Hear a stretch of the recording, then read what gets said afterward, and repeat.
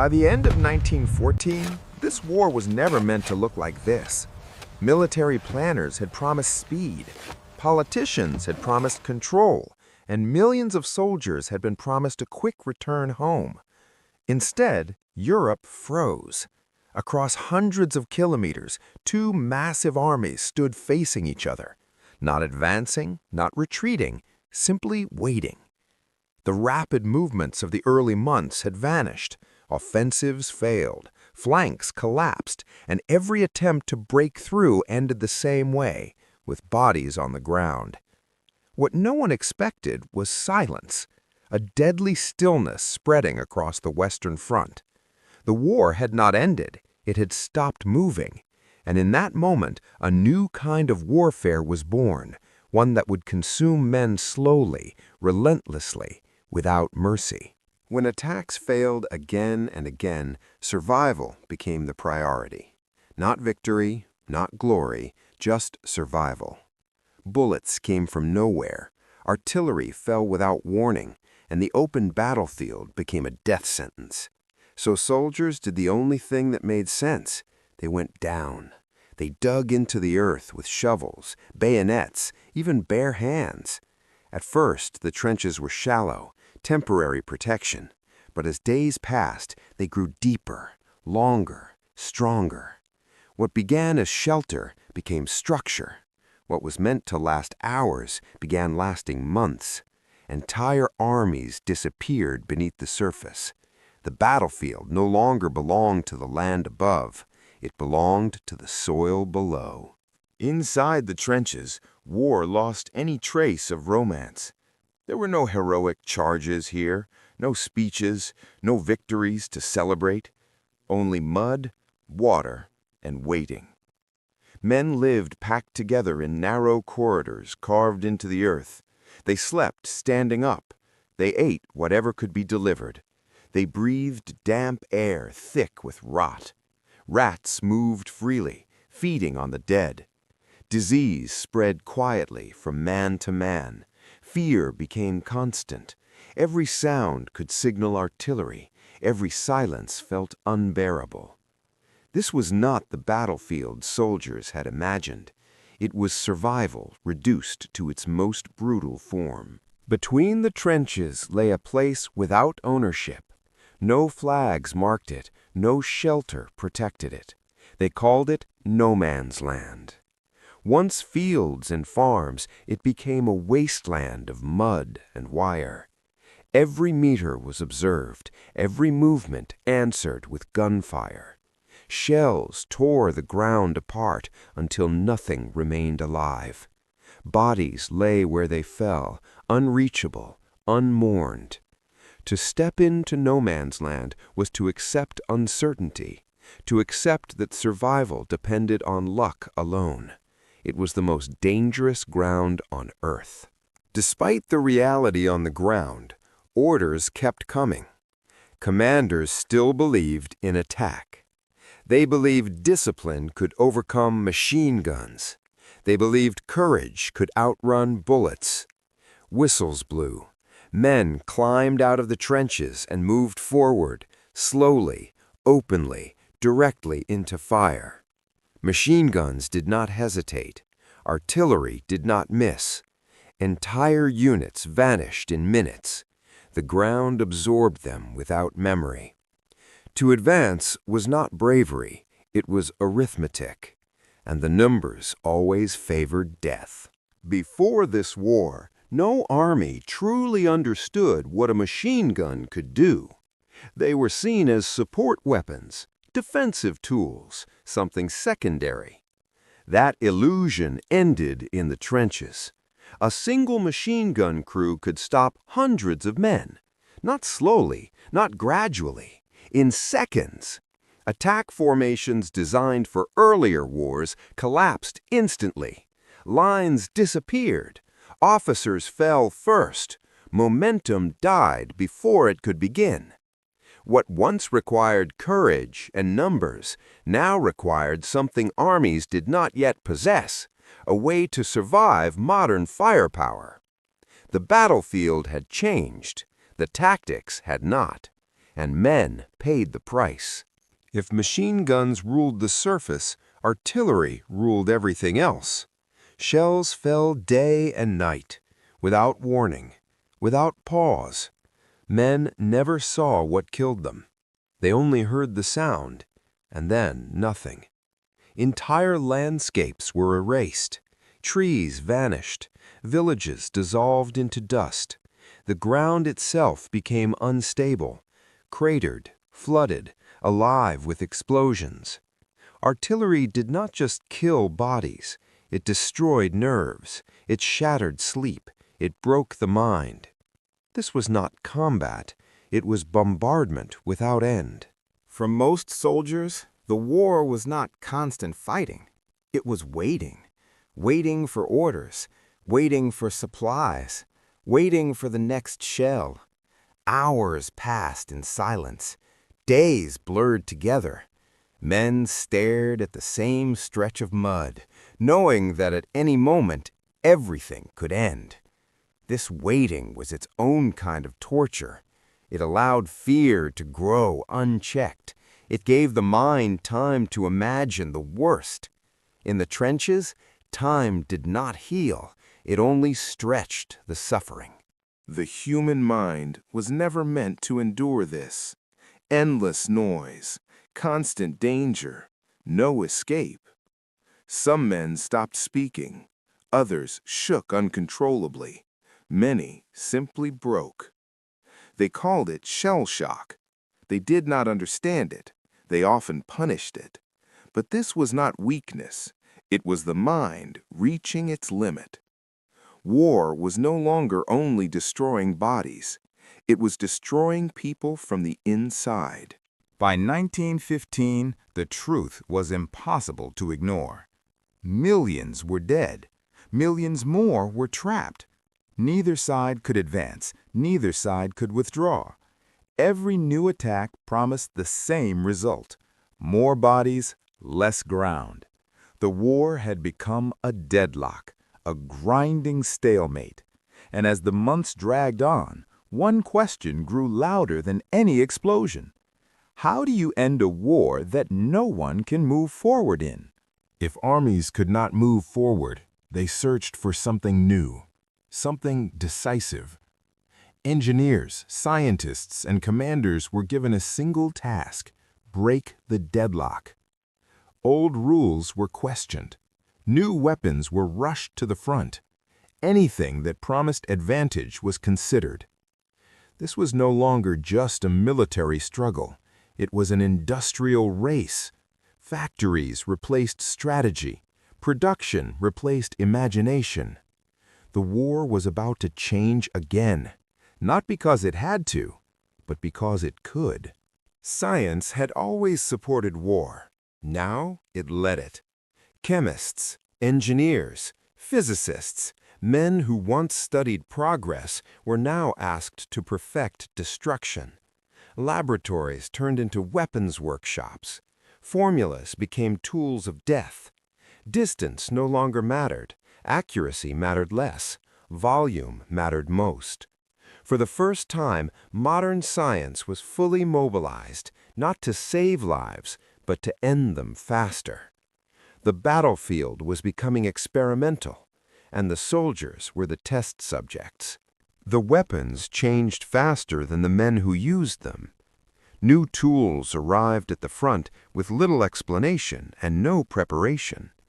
Soldiers trained for rifles now faced firestorms of steel. Instructions were brief, mistakes were fatal. What once required skill and courage now demanded endurance and luck. The gap between technology and training widened, and the men in the trenches stood in between.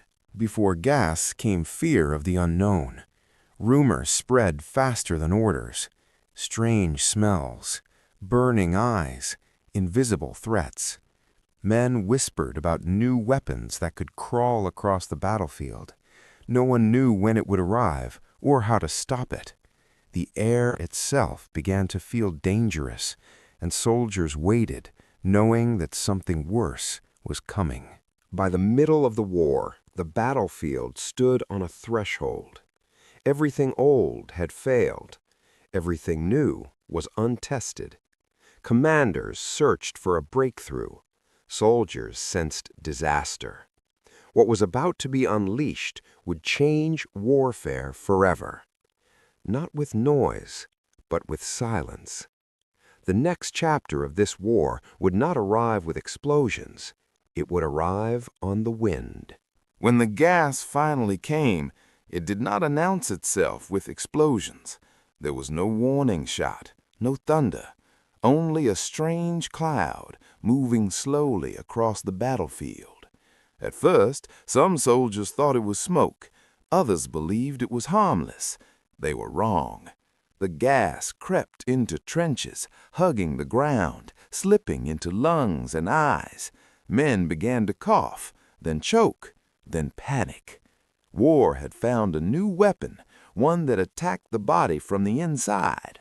The first reaction was confusion. The second was terror. Men clawed at their throats, desperate for air that no longer helped them. Orders vanished in the chaos. Discipline collapsed. Some tried to run. Others froze where they stood. There was no enemy to shoot, no direction to charge. The battlefield dissolved into instinct. Fight, flee, or suffocate. For the first time, nature itself had become the weapon. Survival demanded adaptation. Cloth soaked in urine, improvised masks, desperate measures. Soon, proper gas masks arrived, awkward, heavy, terrifying in their own way. Breathing became mechanical, vision narrowed.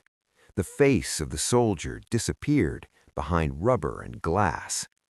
To survive, men had to become something else, something less human. Gas did not replace bullets or shells. It joined them.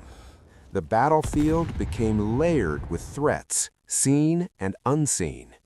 Survival now depended on timing, on equipment, on luck. A soldier could do everything right and still die choking in a trench. The war had crossed a line. From this point on, there were no limits left to test. Perhaps the most disturbing change was not the weapon itself, it was how quickly men adapted. Gas attacks became routine, masks were checked like rifles, fear became procedural. What once caused panic became another line in orders. The extraordinary turned ordinary. And as soldiers adjusted to breathing through rubber, the war continued, just as brutal, just as endless. Fatigue became universal. Not the kind cured by sleep, but a deeper exhaustion that settled into bones and minds. Men grew older in months, faces hardened, eyes dulled. Every movement required effort. Every day felt longer than the last. Even fear grew tired. In the trenches, survival was no longer heroic. It was mechanical, a routine carried out by bodies running on empty. Time lost its meaning. Days blended together. Weeks passed without markers. Men stopped counting, stopped asking how long they had been there. Only rotations mattered. Only survival until the next relief. The future shrank to hours, sometimes minutes. In the trenches, time did not move forward, it dissolved. Slowly, something else began to fade. Compassion, shock, reaction. Men stepped over bodies without stopping, not because they were cruel, but because they could no longer afford to feel. Death became familiar. Loss became expected.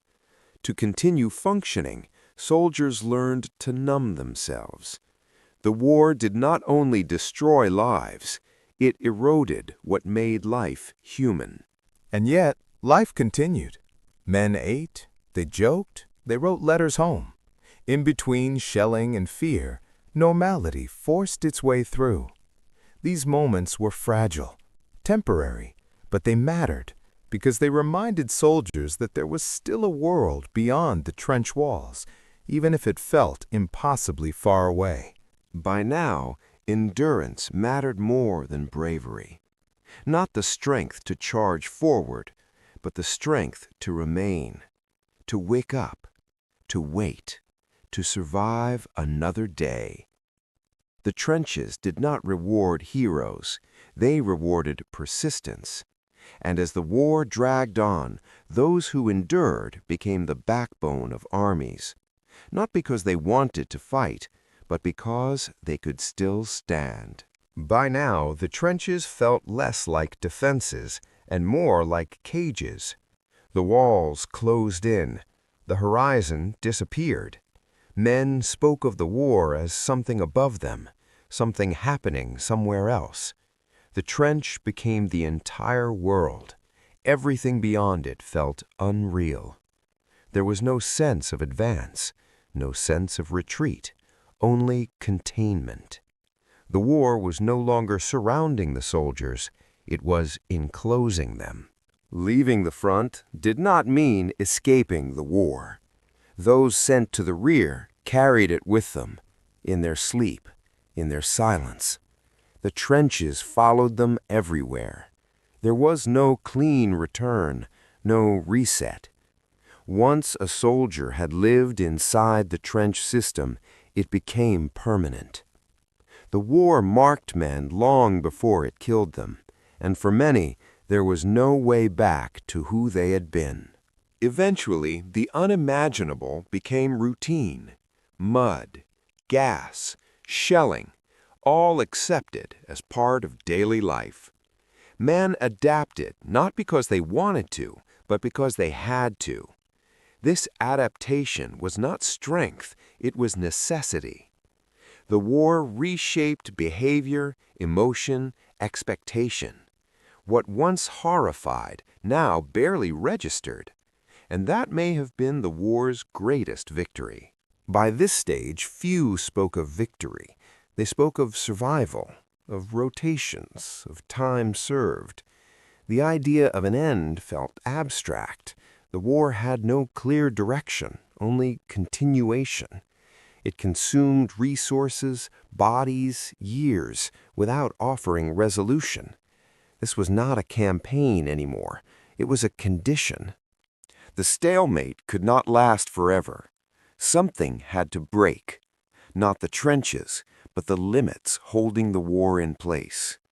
What followed would be larger, more violent, more industrial.